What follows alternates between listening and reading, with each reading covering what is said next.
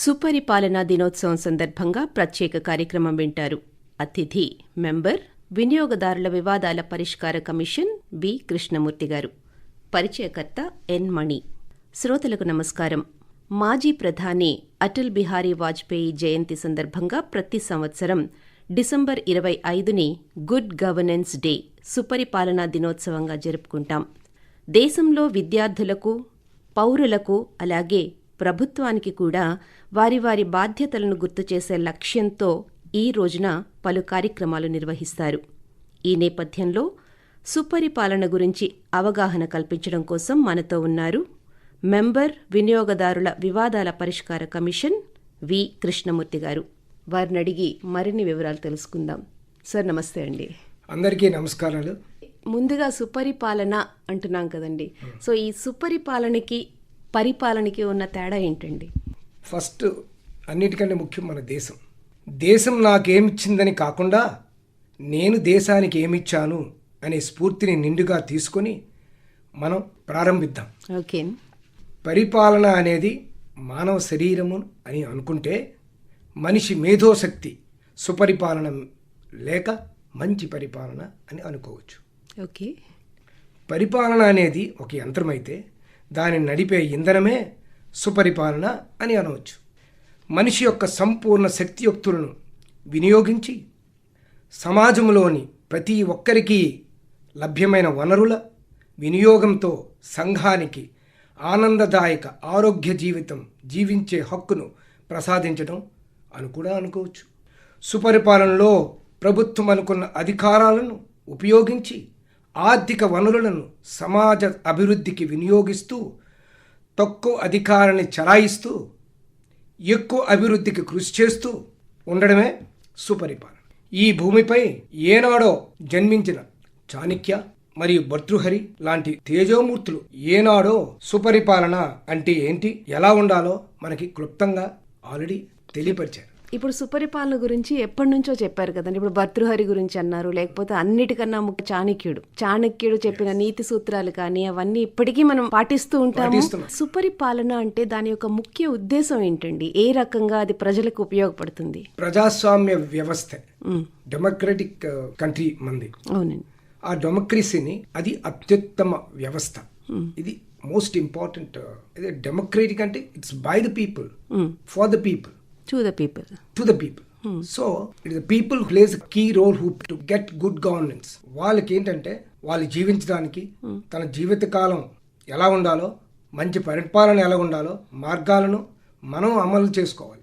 దాన్ని మనం ఎన్నుకునే ప్రభుత్వాన్ని లేకపోతే ఎమ్మెల్యేస్ ద్వారా అది మీరు సాధించుకోవాలి. ఈ సుపరిపాలన అనేది ఏ విధంగా ఇప్పుడు సాధించుకోవాలి అని అన్నారు మీరు, ఏ విధంగా సాధించుకోగలమండి?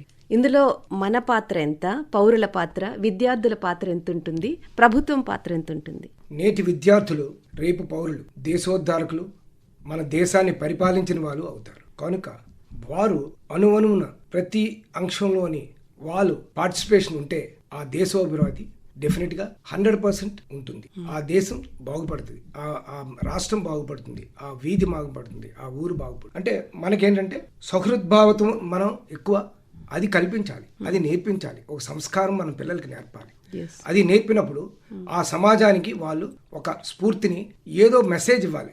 ప్రతి వ్యక్తి ఒక మంచి మెసేజ్ ఇచ్చే ఓరియంటేషన్, మనసులోంచి వచ్చే భావాన్ని ప్రజలకి తెలియపరచాలి. ఎప్పుడైతే మీరు సుపరిపాలన కావాలనుకుంటున్నారో ఫస్ట్ ఆఫ్ ఆల్ మీరు శుద్ధిగా ఉండాలి. మీరు ఒక కుర్రవాడిని, మన ఇంట్లో ఒక కుర్రవాడిని పెంచామనుకోండి, మన మనవడో మన అబ్బాయిని పెంచామంటే వాడు పెద్దగా ఐఏఎస్ ఆఫీసరు ఇవన్నీ అవ్వలేకపోయినా ఒక మంచి పౌరుడిగా సమాజానికి మంచి విలువల్ని ప్రసాదించి విలువల్ని పంచే విధంగా మనం తీర్చిదిద్దాలని మా.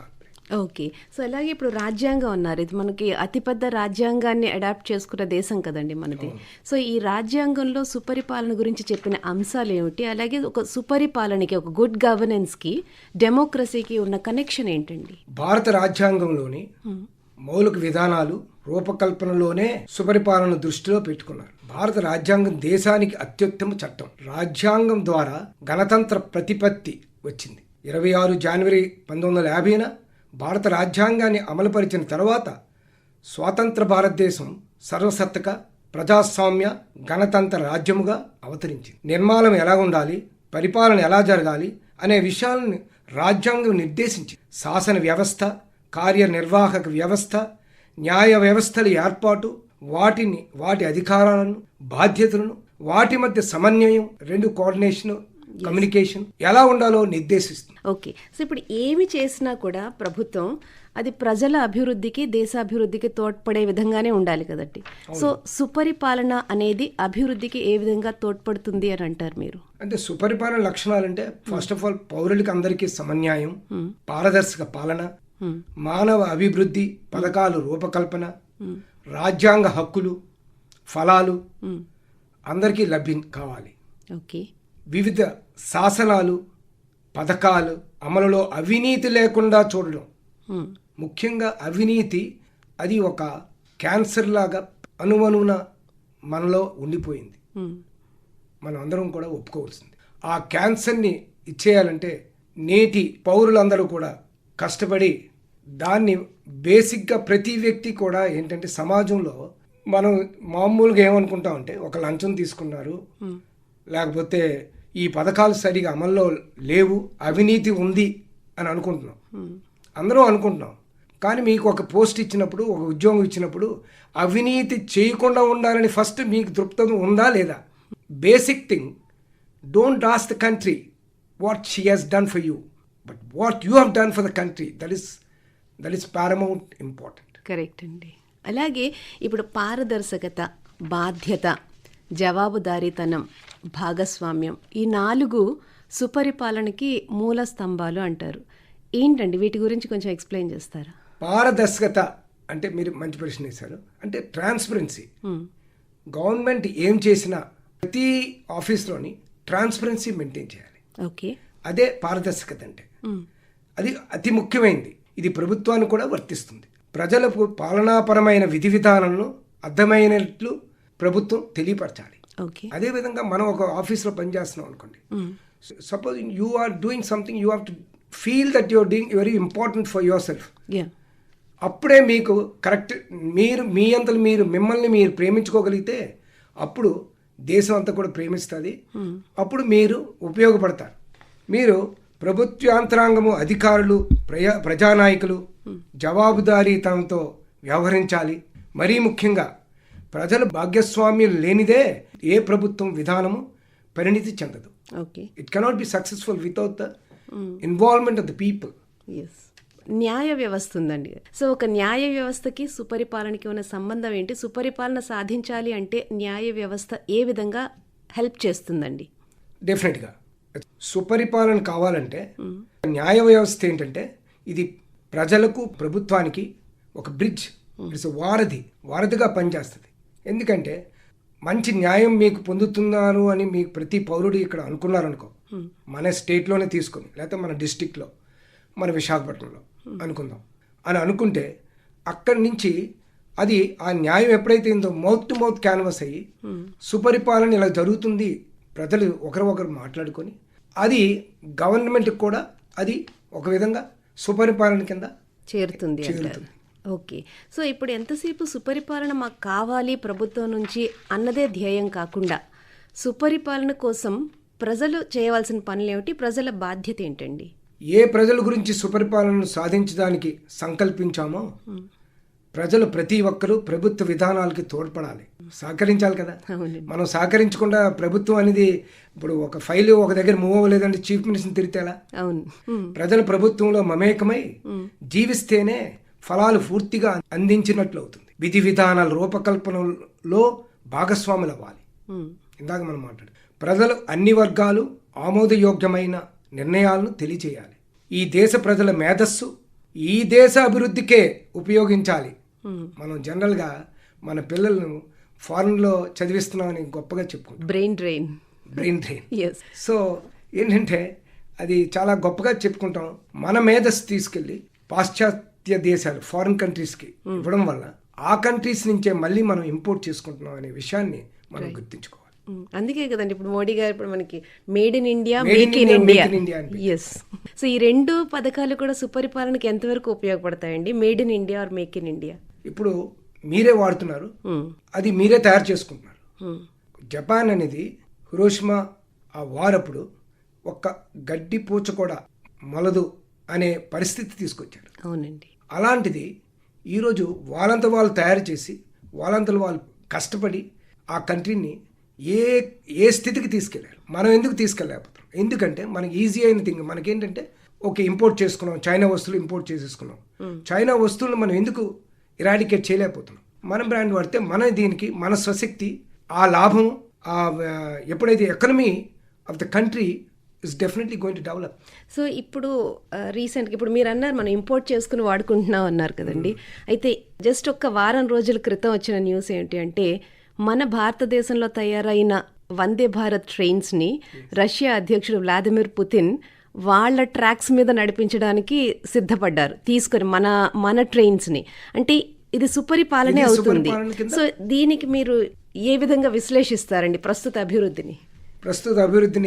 మోడీ గారు చాలా అంటే మన దేశాన్ని ఒక డెవలప్డ్ కంట్రీగా ఎలా చేయాలనేది ప్రతి అణువుగా ఆయన ప్రతి వ్యక్తి దగ్గర సలహాలు తీసుకుంటూ, ప్రతి డిపార్ట్మెంట్ని కూడా ఆ ఇన్ఛార్జెస్ సలహాలు తీసుకుంటూ మన దేశ అభివృద్ధికి ఏమేమి చేయాలో ప్రతిదీ ఆయన ఫ్రమ్ హోల్ హార్టెడ్ గా is striving hard to develop, to make our country a developed country, not a developing country. అంటే వికసిత్ భారత్ 2047 అండి. అప్పటికి రీచ్ అవుతుంది డెఫినెట్ గా రీచ్ అవుతుంది. ఇప్పుడు కేంద్ర ప్రభుత్వం తీసుకుంటున్న కొన్ని పథకాల వల్ల 2047లో నేనున్నా లేకపోయినా డెఫినెట్ గా అది మనం రీచ్ అవుతామని నాకు దృఢ సంకల్పం. ఓకే. సో ఇప్పుడు ప్రస్తుతం కేంద్ర ప్రభుత్వం ఈ సుపరిపాలన సాధించడం కోసం ఎటువంటి పథకాలు ప్రవేశపెట్టింది, వాటిలో ఏవి ఏ విధంగా ఉపయోగపడతాయని అనుకుంటున్నారు మీరు? మనకు కొన్ని ఉన్నాయండి, ఆ పేర్లు చెప్తాను. Citizen charter, e governance, decentralisation, public grievance redressal, social audit, RTI act, aspirational district programmes, national infrastructure pipeline, centralised public grievance redressal, ఇవన్నీ సుపరిపాలన కోసం కేంద్ర ప్రభుత్వం అనుసరిస్తున్న విధానాలు. ఓకే. ఇప్పుడు ఆర్టీఐ యాక్ట్ గురించి ఎలాగో మీరు ప్రస్తావించారు కదండి. ఆర్టీఐ యాక్ట్ని ఏ విధంగా సుపరిపాలన దిశగా తీసుకువెళ్ళొచ్చు అంటారు? అంటే మీకు మీతో డాక్యుమెంట్స్ కానీ ఒక ఆఫీస్లో మీ ఫైల్ అక్కడ ఉంది, కానీ వాళ్ళు ఫైల్ ఇవ్వటం లేదు. మీరు పేపర్స్ అన్ని సబ్మిట్ చేసినప్పటికీ కూడా you fulfil the requirements of the organisation, but still you don't get those papers. Through RTI act 2005 ప్రకారం ఒక ₹10 మీరు పే చేస్తే you will get the information what you want.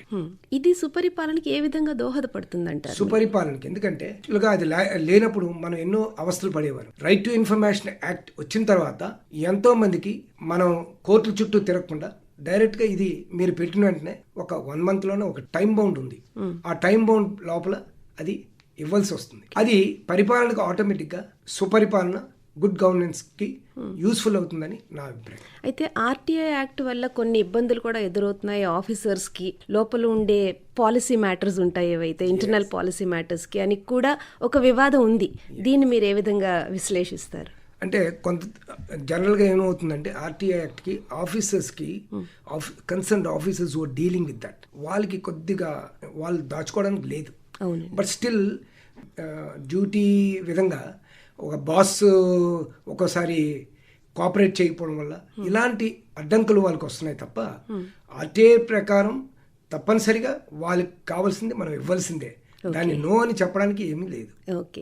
So ఒక గుడ్ గవర్నెన్స్ సాధించాలి, సుపరిపాలన రావాలి అంటే ప్రభుత్వానికి ప్రజలకి మధ్య ఎటువంటి సంబంధాలు ఉండాలి అంటారు? ప్రజలే ప్రభుత్వం. సో ప్రభుత్వం అంటే ప్రజలే కదా. అవునండి. ప్రజలు వాళ్ళకి ఏం కావాలో వాళ్ళు శాసించాలి, వాళ్ళు దాన్ని ఓటు హక్కు ద్వారా వినియోగించి వాళ్ళకి కావాల్సిన రీతిగా ఆ రాష్ట్రాన్ని ఆ దేశాన్ని మార్చుకోవాలి. ప్రజలు ప్రతి హక్కుని వాళ్ళు వినియోగించుకోవాలి. అన్ని రైట్స్ మీరు అడిగితే కానీ ఎవరు కూడా ఇవ్వరు.